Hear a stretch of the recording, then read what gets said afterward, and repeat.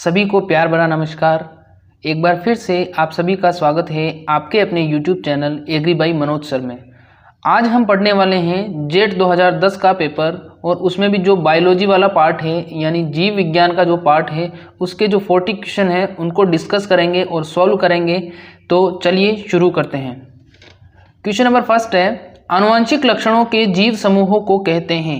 आनुवंशिक लक्षणों के जीव समूहों को कहा जाता है, तो उनको क्या कहा जाता है? जीनोटाइप कहा जाता है। अब देखो आनुवंशिक लक्षण क्या होते हैं। आनुवंशिक लक्षण ऐसे लक्षण होते हैं जो एक पीढ़ी से दूसरी पीढ़ी में जाते हैं और ये लक्षण अपने माता पिता के समान होते हैं और एक पीढ़ी से दूसरी पीढ़ी में जाते हैं।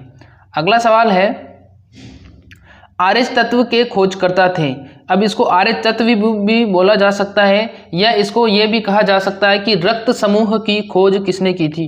तो आरएच तत्व या रक्त समूह की जो खोज की थी वो की थी कार्ल लैंडस्टीनर नामक साइंटिस्ट ने की थी और इन्होंने रक्त को अलग अलग भागों में विभाजित किया था, जिसमें blood group A, blood group B, blood group O, blood group A B, ये सभी प्रकार के रक्त समूह थे। इनको सबसे पहले जो खोजा था या विभाजित किया था वो किया था कार्ल लैंडस्टीनर ने। चलिए अगले सवाल की तरफ बढ़ते हैं। नेक्स्ट क्वेश्चन है, एक गुण प्रसंकरण में F2PD में जीन रूपों का अनुपात होगा। एक गुण प्रसंकरण में F2PD में जीन रूपों का अनुपात होगा। तो जो इनका अनुपात होगा F2PD में जो जीन रूपों का अनुपात होता है वो होता है 1:2:1। यहाँ पर बात हो रही है जो मेंडल ने जो मटर के पौधे पर प्रयोग किए थे उसमें जो F2PD थी उसका अनुपात क्या था। यहाँ पर क्वेश्चन जो पूछा गया है वो थोड़ा सा घुमा दिया गया है, बाकी क्वेश्चन इजी सा है कि मेंडल ने जो मटर के पौधे पर प्रयोग किए थे उसमें जो F2PD के जो जीन प्ररूप था उसका अनुपात क्या था। तो जो F2PD का जीन प्ररूप का अनुपात था वो था 1:2:1। देखिए अगला क्वेश्चन है। अगला क्वेश्चन क्या है, टर्नर सिंड्रोम में गुणसूत्र होते हैं। तो सबसे पहले मैं आपको बता देता हूं कि टर्नर सिंड्रोम होता क्या है। देखो टर्नर सिंड्रोम मुख्य रूप से ये सिंड्रोम सिर्फ और सिर्फ महिलाओं में होता है। किसमें होता है? सिर्फ और सिर्फ महिलाओं में होता है। और जो टर्नर सिंड्रोम होता है वो लिंग गुणसूत्र की अनुपस्थिति के कारण होता है। किसके कारण होता है? लिंग गुणसूत्र की अनुपस्थिति के कारण होता है। यानी कि जो मनुष्य के शरीर में लिंग का निर्धारण करता है उस गुणसूत्र की कमी के कारण होता है। और मनुष्य में लिंग का निर्धारण कौन करता है? एक्स गुणसूत्र करता है। तो जो एक्स गुणसूत्र होता है उसकी कमी के कारण क्या हो जाता है? टर्नर सिंड्रोम हो जाता है। और टर्नर सिंड्रोम की जो खोज की थी वो की थी हेनरी टर्नर नामक वैज्ञानिक ने। हेनरी टर्नर नामक वैज्ञानिक ने की थी लिंग गुणसूत्र की खोज। और अब इसमें देखो दिया गया है टर्नर सिंड्रोम में गुणसूत्र होते हैं। तो मैंने कहा था कि एक्स गुणसूत्र की कमी होती है। तो देखो यहाँ पर एक तो एक्स गुणसूत्र है और दूसरा एक्स गुणसूत्र यहाँ पर नहीं है, उसकी जगह 0 है। तो ये इसका राइट आंसर हो जाएगा। एक्स और ओ जो वाली स्थिति है वो कौन सी स्थिति कहलाएगी? वो स्थिति कहलाएगी टर्नर सिंड्रोम। कौन सी स्थिति कहलाएगी? टर्नर सिंड्रोम कहलाएगी। और इसमें लिंग गुणसूत्र की अनुपस्थिति होगी और ये सिर्फ और सिर्फ महिलाओं में होता है। अगर आपसे क्वेश्चन पूछा जाता है कि टर्नर सिंड्रोम की खोज किसने की थी, तो टर्नर सिंड्रोम की खोज की थी हेनरी टर्नर नामक वैज्ञानिक ने। अगला सवाल है, कोशिका में म्यूटेशन का बिंदु होता है। अब देखो म्यूटेशन का जो हिंदी मतलब होता है वो होता है उत्परिवर्तन। म्यूटेशन का हिंदी मतलब क्या होता है? म्यूटेशन का हिंदी मतलब होता है उत्परिवर्तन। अब यहाँ पर पूछा गया है कि कोशिका में म्यूटेशन का बिंदु होता है। अब इसको क्वेश्चन को थोड़ा रोटेट घुमाया गया है। अब इस क्वेश्चन को मैं सरल करके आपसे पूछता हूँ कि कोशिका में म्यूटेशन किस कारण से होता है या कहाँ पर होता है। तो जो म्यूटेशन होता है वो कहाँ पर होता है? जीन में होता है। जब जीन की संरचना बदल जाती है या किसी जीन के एक से अधिक प्ररूप बन जाते हैं या किसी जीन की अनुपस्थिति रह जाती है तो उसके कारण क्या हो जाता है? मनुष्य या जीवों में क्या हो जाता है? स्थायी परिवर्तन आ जाते हैं। उसकी संरचना में क्या हो जाते हैं? स्थायी परिवर्तन आ जाते हैं। और वही क्या कहलाता है? वो ही उत्परिवर्तन कहलाता है। क्या कहलाता है? उत्परिवर्तन कहलाता है। तो जो कोशिका में म्यूटेशन या उत्परिवर्तन होगा वो कहाँ पर होगा? वो होगा जीन में। कहाँ पर होगा? जीन में होगा।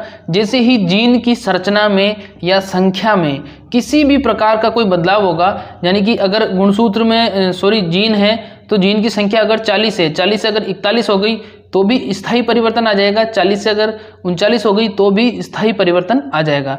अगर 40वां गुणसूत्र 32वें गुणसूत्र की जगह लग गया और 32वां गुणसूत्र 40वें गुणसूत्र की जगह लग गया तो भी क्या हो जाएगा? कोशिका जो जीव की संरचना है उसमें स्थायी परिवर्तन आ जाएगा, ना कि अस्थायी परिवर्तन आएगा। कौन सा परिवर्तन आएगा? स्थायी परिवर्तन आ जाएगा, और उसी को हम हिंदी में कहेंगे उत्परिवर्तन और इंग्लिश में कहेंगे म्यूटेशन। अब देखो म्यूटेशन जो होता है वो वैसे तो म्यूटेशन दो प्रकार के होते हैं, प्राकृतिक भी होता है और कृत्रिम भी होता है। तो जो कृत्रिम म्यूटेशन कराया जाता है वो तो मुख्य रूप से विभिन्न प्रकार के जो अनुसंधान कार्य किए जाते हैं उसके लिए कराया जाता है, और जो प्राकृतिक जो उत्परिवर्तन होता है, ये म्यूटेशन होता है, वो मुख्य रूप से स्वतः ही होता है, और वो होता है पराबैंगनी किरणों से, और वो पराबैंगनी किरणों से होता है। और जो स्वतः कृत्रिम उत्परिवर्तन जब करवाया जाता है तो उसमें गामा किरणों का उपयोग किया जाता है, उसमें मुख्य रूप से गामा किरणों का उपयोग किया जाता है। तो उम्मीद करता हूँ आपको वीडियो पसंद आ रही होगी। अगला क्वेश्चन है एटीपी बनते हैं। तो देखो एटीपी फॉर्मेशन पूछा गया है, एटीपी कहाँ पर बनते हैं? तो एटीपी जो बनते हैं वो बनते हैं माइटोकॉन्ड्रिया में। अब माइटोकॉन्ड्रिया के देखो दो तीन नाम है। माइटोकॉन्ड्रिया को हिंदी में बोला जाता है सूत्रकणिका। क्या बोला जाता है? हिंदी में बोला जाता है इसको सूत्रकणिका। माइटोकॉन्ड्रिया को कोशिका का शक्तिगृह भी बोला जाता है। अब देखो इसको शक्तिगृह क्यों बोला जाता है ये भी मैं आपको बता देता हूँ। देखो माइटोकॉन्ड्रिया होता है कोशिका के अंदर, और कोशिका में जो माइटोकॉन्ड्रिया होता है वहाँ पर होता है ऑक्सी श्वसन। कौन सा श्वसन होता है? ऑक्सी श्वसन होता है ऑक्सीजन की उपस्थिति में। तो उस कंडीशन में क्या होता है, जब ऑक्सीजन की उपस्थिति में वहाँ पर श्वसन होता है तो एटीपी बनते हैं। एटीपी की फुल फॉर्म भी बताऊंगा आपको। एटीपी बनते हैं, और ये जो एटीपी होते हैं ये मुख्य रूप से क्या होती है? ऊर्जा होती है। क्या होती है? ऊर्जा होती है। तो ये ऊर्जा का निर्माण करता है माइटोकॉन्ड्रिया, इसीलिए इसको क्या कहा जाता है? कोशिका का शक्तिगृह बोला जाता है। तो ऑक्सी श्वसन में तो बनते हैं 36 एटीपी, और अनऑक्सी श्वसन में बनते हैं 2 एटीपी। तो कुल मिलाकर 38 एटीपी का निर्माण होता है। अगर आपसे क्वेश्चन पूछा जाता है कि ग्लूकोज का एक अणु कितने एटीपी के बराबर होता है, तो 38 एटीपी के बराबर होता है। और ये क्वेश्चन लगभग एग्जाम में पूछा जाता है, क्योंकि ये थोड़ा कंफ्यूज करने वाला क्वेश्चन है, तो पूछा जाता है। देखिए एक बार फिर से मैं सारे क्वेश्चन यहाँ पे बता देता हूँ आपको। सबसे पहले मैं एटीपी की फुल फॉर्म बताता हूँ। देखो एटीपी की फुल फॉर्म होती है एडिनोसिन ट्राइफॉस्फेट। क्या होती है? एडिनोसिन ट्राइफॉस्फेट इसकी फुल फॉर्म होती है। फिर इसके बाद में इसका अगला क्वेश्चन है कि जो एटीपी बनते हैं वो कोशिका में कहाँ बनते हैं? तो कोशिका में एटीपी कहाँ बनते हैं? माइटोकॉन्ड्रिया में बनते हैं, और माइटोकॉन्ड्रिया को हिंदी में सूत्रकणिका भी बोला जाता है। फिर अगला सवाल है माइटोकॉन्ड्रिया को कोशिका का शक्तिगृह भी कहा जाता है। फिर एक सवाल और है, माइटोकॉन्ड्रिया को कोशिका का शक्तिगृह क्यों बोला जाता है? क्योंकि कोशिका में जो ऑक्सी श्वसन होता है ऑक्सीजन की अनुपस्थिति में, वो माइटोकॉन्ड्रिया के अंदर ही होता है, और माइटोकॉन्ड्रिया के अंदर ही क्या बनते हैं? एटीपी बनता है। और एटीपी क्या होता है? मुख्य रूप से ऊर्जा होती है, और यह ऊर्जा कोशिका को चलाने में आवश्यक होती है। तो उम्मीद करता हूँ आपको समझ में आ गया होगा। अगला सवाल है आधुनिक कोशिका विज्ञान यानी कि साइटोलॉजी के जनक हैं। तो जो आधुनिक कोशिका विज्ञान या साइटोलॉजी के जो जनक हैं वो हैं सी स्वानसन। कौन है? सी स्वानसन है, वो आधुनिक कोशिका विज्ञान या साइटोलॉजी के जनक माने जाते हैं। अब यहाँ पर देखो दिया गया है साइटोलॉजी। साइटोलॉजी को क्या बोला जाता है? कोशिका विज्ञान भी बोला जाता है। अगर यहाँ आपसे पूछ लिया जाए कि कैरियोलॉजी क्या होता है, या कैरियोलॉजी में किसका अध्ययन किया जाता है, तो कैरियोलॉजी में अध्ययन किया जाता है केंद्रक का, और साइटोलॉजी में अध्ययन किया जाता है कोशिका का। तो आप कंफ्यूज मत होना, वहाँ पे कैरियोलॉजी का संबंध है कैरियोलॉजी का संबंध है केंद्रक से, और साइटोलॉजी का संबंध है कोशिका से। अगला सवाल है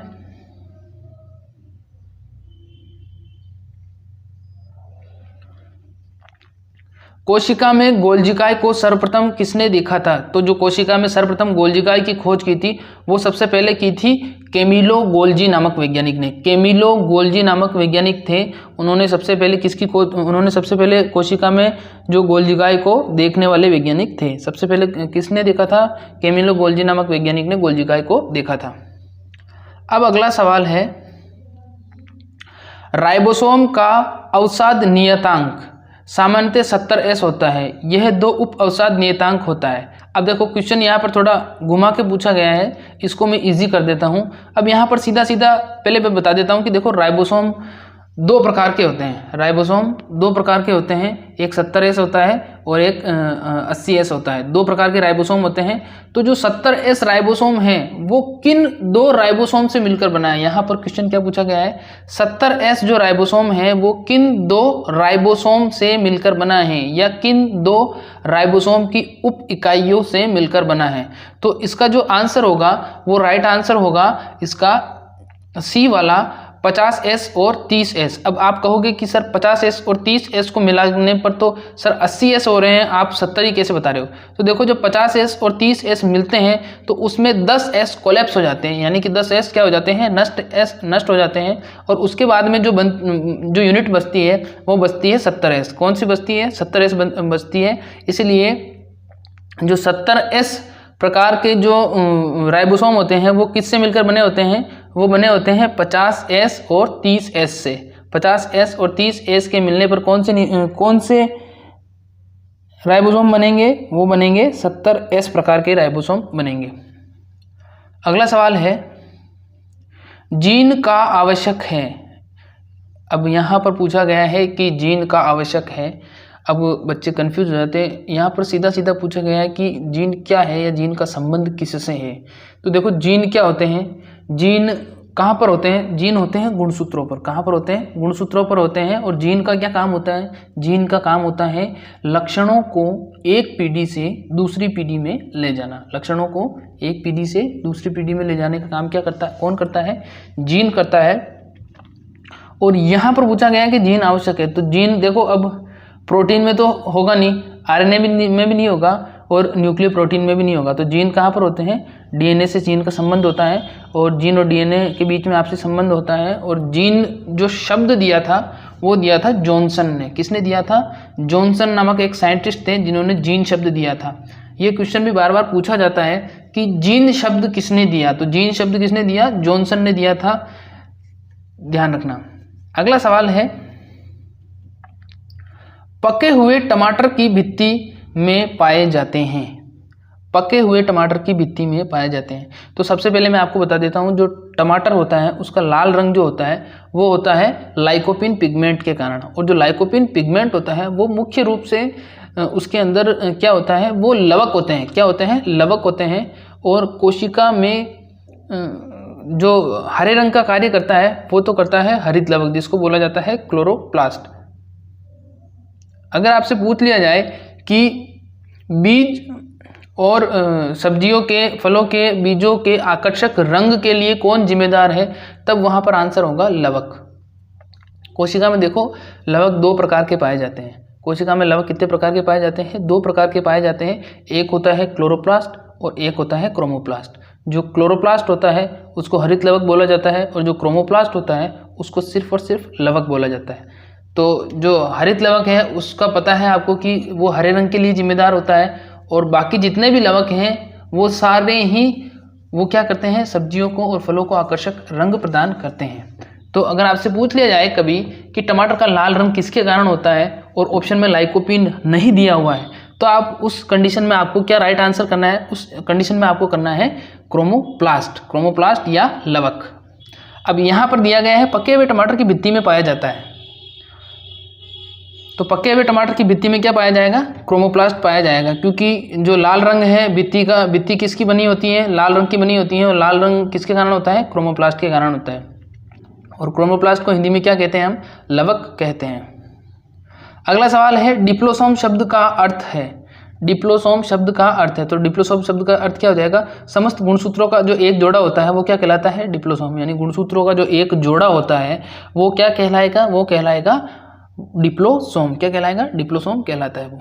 अगला सवाल है, केंद्रक झिल्ली वे माइटोकॉन्ड्रिया रहित कोशिका का उदाहरण है। यानी कि ऐसी कौन सी कोशिका है जिसमें ना तो केंद्रक झिल्ली पाई जाती है और ना ही माइटोकॉन्ड्रिया पाया जाता है? तो केंद्रक झिल्ली और माइटोकॉन्ड्रिया दोनों ही किसमें नहीं पाए जाते हैं? चलिए ऑप्शन देखते हैं। ऑप्शन दूसरे पेज पे है।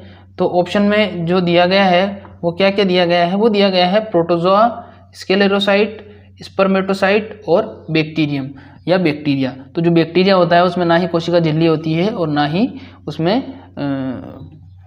माइटोकॉन्ड्रिया पाया जाता है। तो इसका राइट आंसर हो जाएगा बैक्टीरिया। अगला सवाल है, वायरस की खोज किसने की थी? वायरस की खोज किसने की थी? तो इसका आंसर हो जाएगा जो डॉक्टर E.J. इवानोवस्की थे, E.J. इवानोवस्की थे, उन्होंने किसकी खोज की थी? वायरस की खोज की थी। अगला सवाल है, वायरस के न्यूक्लिक अम्ल के चारों तरफ का प्रोटीन आवरण कहलाता है। देखो ये क्वेश्चन पहले भी आ चुका है, इंपॉर्टेंट क्वेश्चन है। क्वेश्चन पूछा है वायरस के न्यूक्लिक अम्ल के चारों तरफ का प्रोटीन आवरण कहलाता है। तो जो वायरस के चारों तरफ का जो प्रोटीन आवरण होता है वो कैप्सिड कहलाता है। वो क्या कहलाता है? कैप्सिड कहलाता है। अब क्वेश्चन देखो दो प्रकार से पूछा जा सकता है आपसे। इस क्वेश्चन को घुमा के ऐसे भी पूछा जा सकता है कि वायरस का बाह्य आवरण किसका बना होता है? तो वायरस का बाह्य आवरण किसका बना होता है?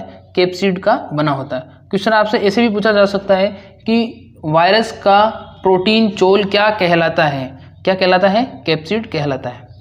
चलिए अगले सवाल की तरफ बढ़ते हैं। क्वेश्चन नंबर 16 है, विटामिन के का कार्य होता है। विटामिन के का कार्य होता है। तो विटामिन के का कार्य क्या होता है? रुधिर स्कंदन करना। अब देखो रुधिर स्कंदन क्या होता है इसके बारे में कुछ बात करते हैं।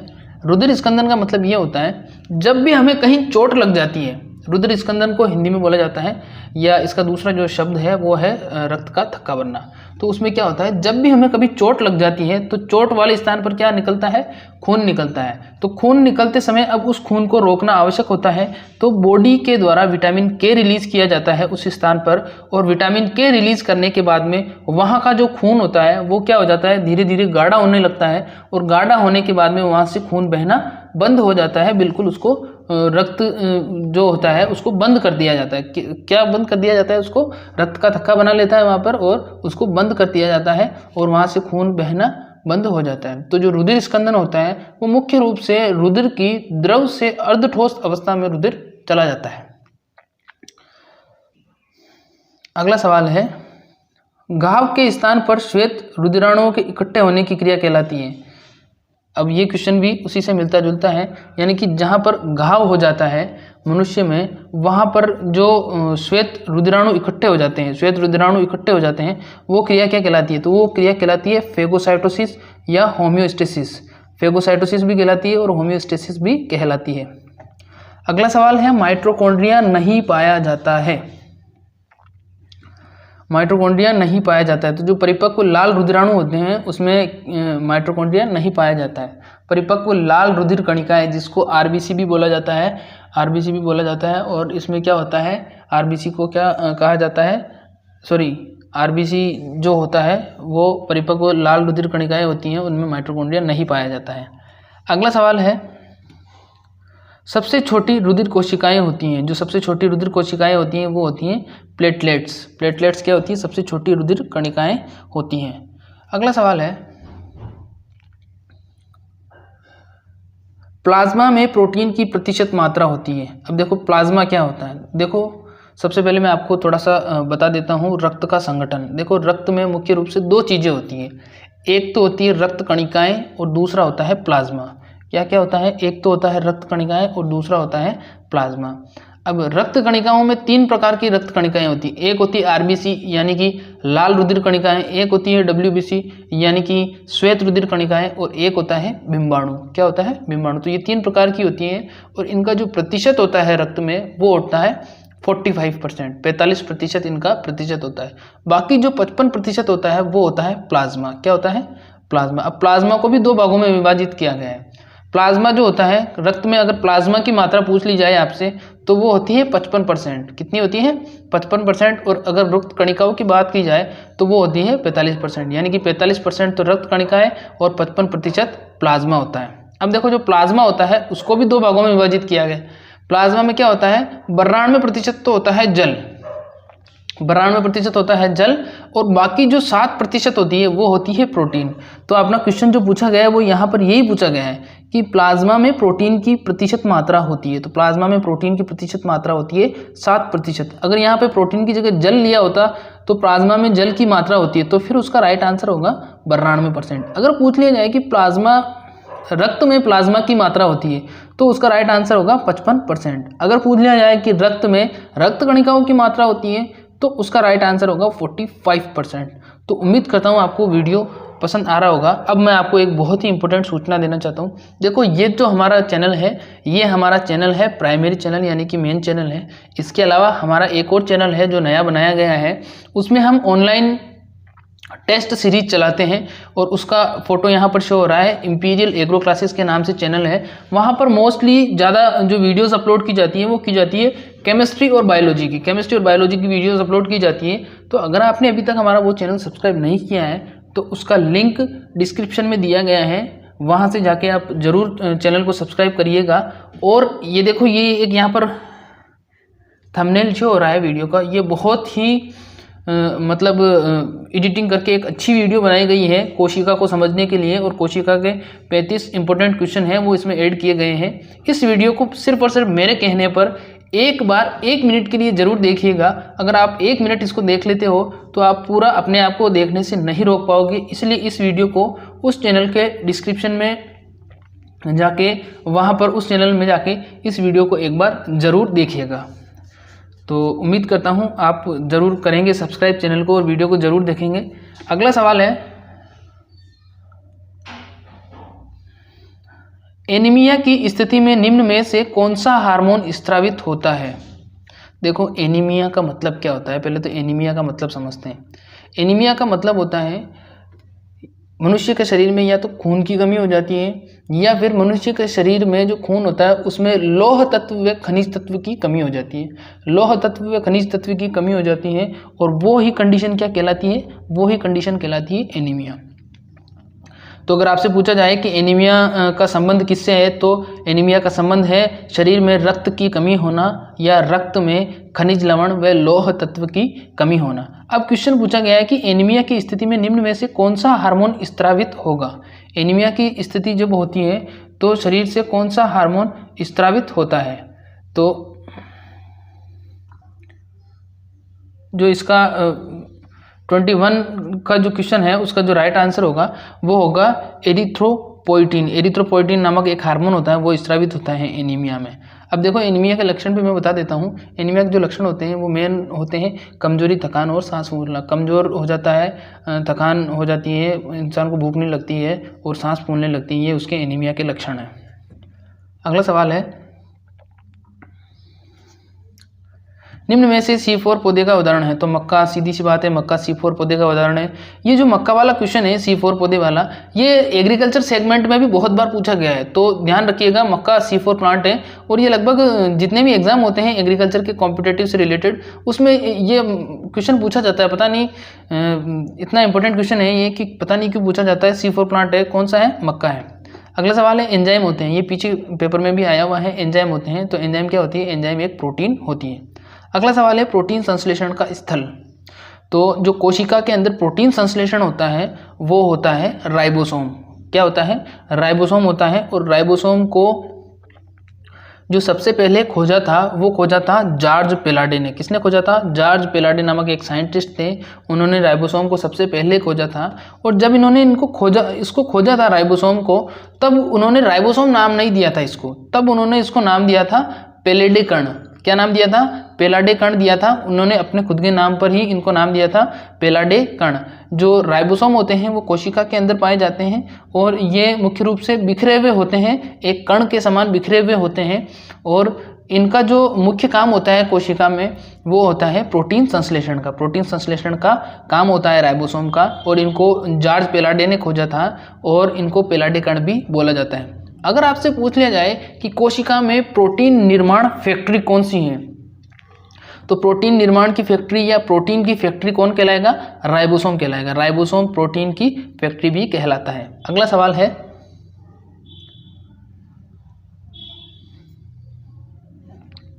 गोल्डन चावल में प्रचुरता होती है। गोल्डन चावल, देखो गोल्डन चावल, इसको सुनहरा चावल भी बोला जाता है या गोल्डन राइस भी बोला जाता है। इसमें जो प्रचुरता होती है वो होती है विटामिन ए की। किसकी होती है? विटामिन ए की होती है। और विटामिन ए में मुख्य रूप से क्या पाया जाता है? Beta carotene. क्या पाया जाता है? बीटा कैरोटीन पाया जाता है। और यही विटामिन ए या बीटा कैरोटीन गाजर में भी पाया जाता है। किसमें पाया जाता है? गाजर में भी पाया जाता है और चावल में भी पाया जाता है। कौन से चावल में? गोल्डन राइस में पाया जाता है। और अब पूछ लिया जाए आपसे, देखो ये एग्रीकल्चर का क्वेश्चन है बेसिक, कि गोल्डन राइस या गोल्डन सुनहरा चावल को किसने विकसित किया था? तो इसको विकसित किया था डॉक्टर इग्नोपोट्रिकस। इग्नोपोट्रिकस नाम के एक साइंटिस्ट थे, उन्होंने इसको विकसित किया था। इसमें विटामिन ए प्रचुर मात्रा में पाया जाता है।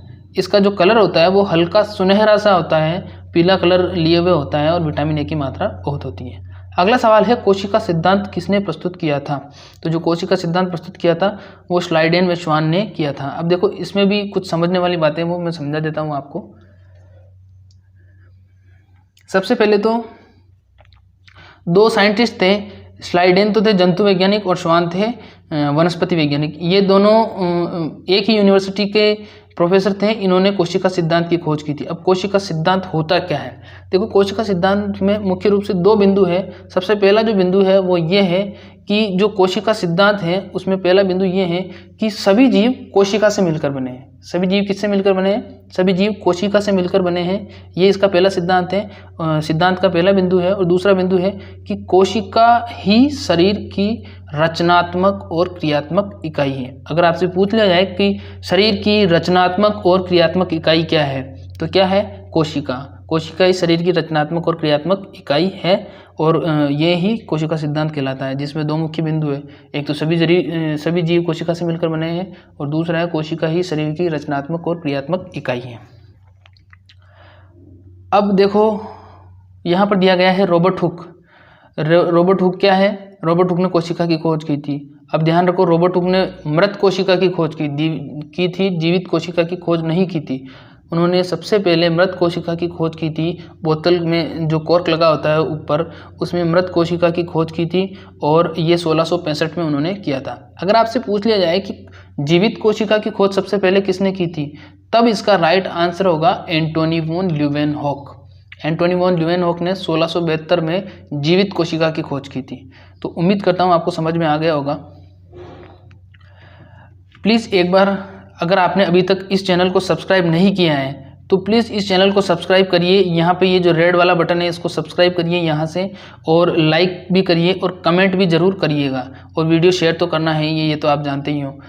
आप बस आपका साथ बनाए रखिए। हम इस चैनल को इस चैनल पर बहुत अच्छा कंटेंट आपको प्रोवाइड करवाएंगे। और साथ में ही जो दूसरा हमारा चैनल है सब चैनल इंपीरियल एग्रो क्लासेस, उसको भी सब्सक्राइब करिएगा। वो मोस्टली सिर्फ और सिर्फ टेस्ट सीरीज के लिए बनाया गया है, तो उसमें केमिस्ट्री और बायोलॉजी के जो वीडियोस हैं वो ज़्यादा अपलोड होते हैं। तो प्लीज़ उस चैनल को भी ज़रूर सब्सक्राइब करिएगा, उसका लिंक डिस्क्रिप्शन में दिया हुआ है। अगला सवाल है टिटिकम एस्टिवम गेहूँ होता है। देखो टिटिकम एस्टिवम जो गेहूँ होता है उसको चपाती वाला गेहूँ या रोटी वाला गेहूँ भी बोला जाता है। उसको क्या बोला जाता है? चपाती वाला गेहूँ या रोटी वाला गेहूँ भी बोला जाता है। यानी कि जो रोटी हम खाते हैं वो कौन से गेहूँ की होती है? वो होती है टिटिकम एस्टिवम गेहूं की। अब इसमें पूछा गया है कि जो इसमें टिटिकम एस्टिवम जो होता है उसमें गुणसूत्रों का जो गुणा होता है वो एक्स टाइप होता है, वो कितना होता है? तो ये गुणसूत्र जो होते हैं वो होते हैं हेक्साप्लॉइड यानी 6s। हेक्साप्लॉइड यानी कि 6x प्रकार के गुणसूत्र इसमें होते हैं। कितने होते हैं? 6x प्रकार के इसमें गुणसूत्र होते हैं। तो जो टिटिकम एस्टिवम होता है वो होता है हेक्साप्लॉइड। कौन सा होता है? हेक्साप्लॉइड। यहाँ पर अगर आपसे पूछ लिया जाए कि हिंदी में अगर दे दिया, हेक्साप्लॉइड नहीं दिया और कोई दूसरा शब्द दे दिया, तो वो हो जाएगा हेक्साप्लॉइड की जगह षष्ठ गुणित। कौन सा हो जाएगा? षष्ठ गुणित हो जाएगा। अगला सवाल है लाल रंग का कारण है। तो देखो जो टमाटर का लाल रंग होता है वो होता है लाइकोपीन पिगमेंट के कारण। किसके कारण होता है? लाइकोपीन पिगमेंट के कारण होता है। और जो लाइकोपीन पिगमेंट होता है वो एक लवक होता है। क्या होता है? एक लवक होता है, जिसको इंग्लिश में बोला जाता है क्रोमोप्लास्ट। क्या बोला जाता है? इंग्लिश में इसको बोला जाता है क्रोमोप्लास्ट। और जो क्रोमोप्लास्ट है उसको हिंदी में लवक बोलते हैं, और उसी के कारण टमाटर का क्या होता है? रंग लाल होता है। अगर उस क्रोमोप्लास्ट का पर्टिकुलर नेम पूछ लिया जाए आपसे तो उसका नाम है लाइकोपीन। क्या नाम है? लाइकोपीन नाम है। और कोशिका में देखो फिर से बता देता हूँ, दो प्रकार के कोशिका में लवक होते हैं। एक होता है हरित लवक और बाकी सारे होते हैं सामान्य लवक। जो हरित लवक होता है वो कोशिका को हरा रंग प्रदान करता है, और हरे रंग को छोड़कर जितने भी कलर होते हैं वो सारे जो रंग प्रदान होते हैं वो अन्य लवकों से होते हैं या सामान्य लवकों से होते हैं। तो अगर आपसे पूछ लिया जाए कि किसी भी प्रकार की सब्जी, फूल या बीज का जो आकर्षक रंग होता है वो किसके कारण होता है? तो वो होता है लवक के कारण। इसको आप क्रोमोप्लास्ट भी बोल सकते हो। और हरित लवक होता है वो होता है क्लोरोप्लास्ट। तो उम्मीद करता हूँ आपको समझ में आ गया होगा। अगला सवाल है डाउन सिंड्रोम या डाउन संलक्षण में गुणसूत्रों की संख्या होती है। अब देखो डाउन सिंड्रोम या डाउन संलक्षण है उसमें गुणसूत्रों की संख्या पूछी है यहाँ पर। तो जो गुणसूत्रों की संख्या होगी वो होगी 47। कितनी होगी? 47 होगी। अब देखो गुणसूत्र तो होते हैं 46 लेकिन यहाँ पर 47। तो अब देखो डाउन सिंड्रोम है उसका मैं आपको मतलब भी समझा देता हूँ कि क्या होता है डाउन सिंड्रोम। तो सबसे पहले इसका दूसरा नाम सुन लो। इसका दूसरा नाम होता है ट्राइसोमी 21। ट्राइसोमी 21 या ट्राइसोमी 21 इसका दूसरा नाम है। अब इसमें क्या होता है, इस सिंड्रोम में मुख्य रूप से जो 21वां गुणसूत्र होता है ना, यानी कि जो गुणसूत्र का पूरा जोड़ा होता है, गुणसूत्रों का जो पूरा जोड़ा होता है उसमें जो 21वां गुणसूत्र होता है ना उसकी पुनरावृत्ति हो जाती है, यानी उसकी एक कॉपी एक्स्ट्रा बन जाती है। तो उसकी एक कॉपी एक्स्ट्रा बन जाती है तो गुणसूत्र 46 की जगह कितने हो जाएंगे? 46 की जगह 47 गुणसूत्र हो जाते हैं और यही अवस्था कहलाती है डाउन सिंड्रोम या ट्राइसोमी 21 या ट्राइसोमी 21। तो अगर आपसे पूछ लिया जाए कि जो डाउन सिंड्रोम है उसमें कौन सा गुणसूत्र 2 बार परिवर्तित हो जाता है, तो 21वां गुणसूत्र या 21वें गुणसूत्र की पुनरावृत्ति से कौन सा सिंड्रोम होता है? डाउन सिंड्रोम होता है। या कौन सा रोग होता है? तो रोग भी होता है, तो रोग भी पूछ लिया जाए तो भी डाउनी सिंड्रोम या ट्राइसोमी 21। अब देखो डाउन सिंड्रोम के लक्षण भी मैं बता देता हूँ आपको। देखो डाउन सिंड्रोम का जो लक्षण होता है मेन वो ये होता है कि एक तो शरीर का विकास बहुत देरी से होता है। 50 साल का जो बच्चा होता है वो भी आपको लगभग 50 साल का जो आदमी होता है वो भी आपको लगभग ऐसे लगता है कि जैसे 15 साल का हो। और इसमें जो चेहरे का जो आकार होता है वो बहुत ज़्यादा छोटा रह जाता है। चेहरा और मस्तिष्क इसमें बहुत ज़्यादा छोटा रह जाता है। यही अवस्था कहलाती है डाउन सिंड्रोम या ट्राइसोमी 21। अगला सवाल है, रसारोहण का ससंजनवाद सिद्धांत किसने दिया था? अब देखो रसारोहण भी समझाऊंगा आपको, ससंजन सिद्धांत भी समझाऊंगा, प्लीज़ वीडियो को पूरा देखते रहिए। अब देखो रसारोहण का मतलब तो ये होता है कि जो पेड़ होता है उसमें जड़ें होती हैं, उस जड़ों के द्वारा जल और खनिज लवणों का अवशोषण किया जाता है और उसको पूरे पेड़ में या पूरे पौधे के सब भागों में विभाजित किया जाता है, वो कहलाता है रसारोहण। क्या कहलाता है? रसारोहण। यानी कि उनका जो आवश्यक खनिज पदार्थ हैं और जल है उसका अवशोषण जड़ के द्वारा किया जाएगा और उसको तने के माध्यम से शरीर के पौधे के सारे भागों में पहुंचाया जाएगा। तो ये तो हो गया रसारोहण। अब हो गया ससंजन सिद्धांत। तो देखो ससंजन सिद्धांत दिया था डिक्सन व जोली ने। किसने दिया था? डिक्सन व जोली ने दिया था ससंजन सिद्धांत। और रसारोहण के बहुत सारे सिद्धांत हैं, उसमें से जो सबसे मुख्य सिद्धांत है वो है ससंजन सिद्धांत और ये दिया था डिक्सन व जोली ने। अब देखो ससंजन सिद्धांत में क्या होता है? ससंजन सिद्धांत में मुख्य रूप से 2 बातें ही मुख्य होती हैं। सबसे पहली बात तो ये है कि इसमें जो जल और खनिज लवण नीचे से या मृदा से पौधों तक पहुंचते हैं वो किस तरीके से पहुंचते हैं वो ही ये सिद्धांत है। अब देखो उस सिद्धांत का जो पहला बिंदु है वो ये है कि जब जल और जो खनिज लवण होते हैं उनके जो अणु होते हैं उनके बीच में एक बंध बन जाता है और वो क्या करते हैं? वो आपस में जुड़ जाते हैं। जब रसारोहण की क्रिया होती है तो उस समय क्या होता है, जल और खनिज लवण जो होते हैं उनके अणु आपस में जुड़ जाते हैं और बंध के द्वारा जुड़ जाते हैं। और जब बंध के द्वारा जुड़ जाते हैं तो जब प्रकाश संश्लेषण होता है तो प्रकाश संश्लेषण के माध्यम से क्या होता है, ऊपर तनाव होता है और तनाव के कारण जो जल और खनिज लवण के अणु हैं वो नीचे से ऊपर की तरफ गति करते हैं और ये ही रसारोहण का सहसंजन सिद्धांत कहलाता है। एक बार फिर से समझ लीजिए क्या होता है। देखो रसारोहण का सहसंजन सिद्धांत है वो उसके 2 मुख्य बिंदु है। सबसे पहला बिंदु तो ये है, जल और खनिज लवण के बीच में मध्य में बंध बन जाता है, मध्य बंध बन जाता है। और उस बंध बनने के बाद में दूसरा बिंदु ये है कि प्रकाश संश्लेषण जब होता है तो प्रकाश संश्लेषण के समय ऊपर तनाव उत्पन्न होता है, क्योंकि प्रकाश संश्लेषण के समय भोजन बनता है। भोजन बनते समय प्रकाश संश्लेषण के समय तनाव उत्पन्न होता है और तनाव के कारण जब जल और खनिज लवण के अणु नीचे से ऊपर की तरफ गति करते हैं। तो ये है रसारोहण का सहसंजन सिद्धांत जो सबसे मुख्य सिद्धांत है और इसको दिया था डिक्सन और जोली नामक वैज्ञानिक ने। डिक्सन और जोली 2 वैज्ञानिक थे, उन्होंने इसको दिया था। अगला सवाल है क्वेश्चन नंबर 30, निम्न में से जैव उर्वरक के लिए प्रयुक्त होने वाला शैवाल है। तो जो नील हरित शैवाल है वो क्या है, जैव उर्वरक के लिए प्रयुक्त होने वाला शैवाल है। नील हरित शैवाल को ब्लू ग्रीन एल्गी या BGAB बोला जाता है। क्या बोला जाता है, नील हरित शैवाल को ब्लू ग्रीन एल्गी या BGAB बोला जाता है। अगला सवाल है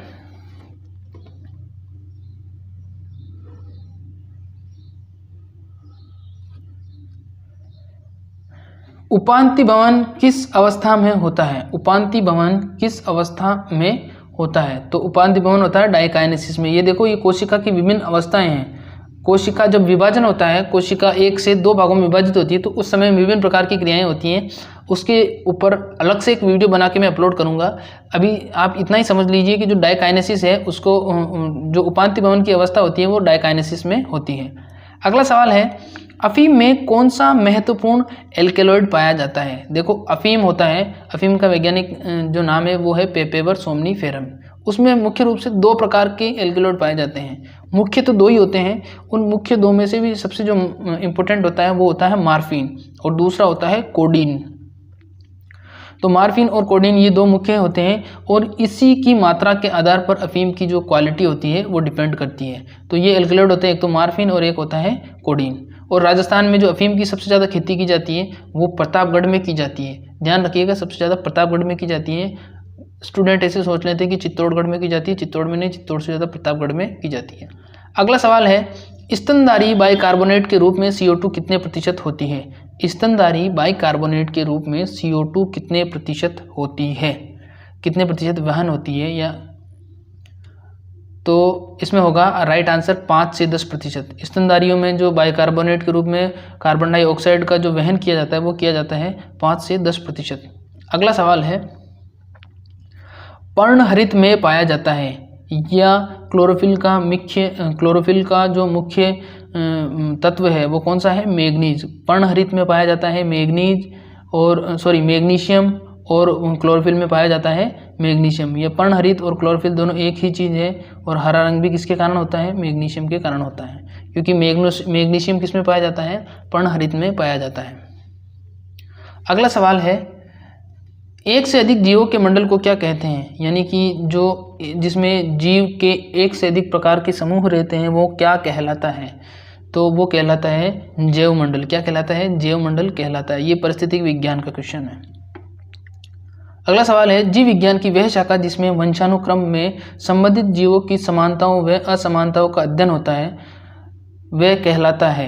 देखो, जीव विज्ञान की वह शाखा जिसमें वंशानुक्रम में संबंधित जीवों की समानता व असमानता का अध्ययन होता है वह क्या कहलाता है, तो वह कहलाता है अनुवांशिकी।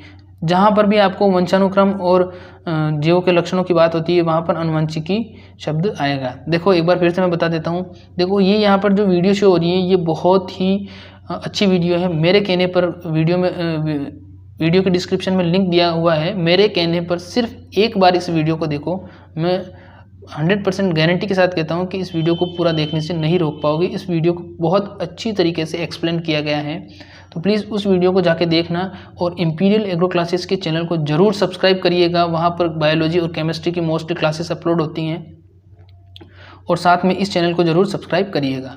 अगला सवाल है, रुधिर के निर्माण के लिए हरी सब्जियां खाने की सलाह दी जाती है। हरी सब्जियां खाने की सलाह दी जाती है, क्यों? क्योंकि इसमें क्या होता है कि लोहयुक्त वर्णन पोरफायरिन पाया जाता है जो हीमोग्लोबिन निर्माण को प्रेरित करता है।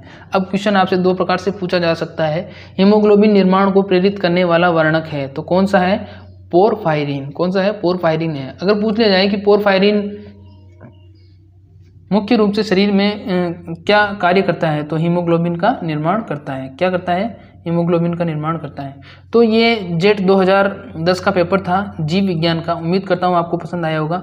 प्लीज़ एक बार वीडियो को लाइक कर दीजिए अभी तक नहीं किया है तो, और चैनल को सब्सक्राइब करिएगा। और ये जो हमारा सेकेंडरी चैनल है जहाँ पर बायोलॉजी और केमिस्ट्री की मोस्टली क्लासेस अपलोड होती हैं, वो उस पर जाकर उस चैनल को जरूर सब्सक्राइब करिएगा और अपने दोस्तों के साथ इस वीडियो को शेयर करिएगा। और साथ ही साथ ये जो वीडियो यहाँ पर अपलोड हो रही है, शो हो रही है, कोशिका विज्ञान से संबंधित 35 इंपॉर्टेंट क्वेश्चन, इस वीडियो को जरूर देखिएगा। एक बार जरूर देखिएगा, बस एक बार 1 मिनट के लिए अगर आपने देख लिया तो आप इस वीडियो को पूरा देखने से नहीं रोक पाओगे। तो आज के लिए बस इतना ही। मिलते हैं कल एक अगली वीडियो में, अच्छी वीडियो में। तब तक के लिए नमस्कार।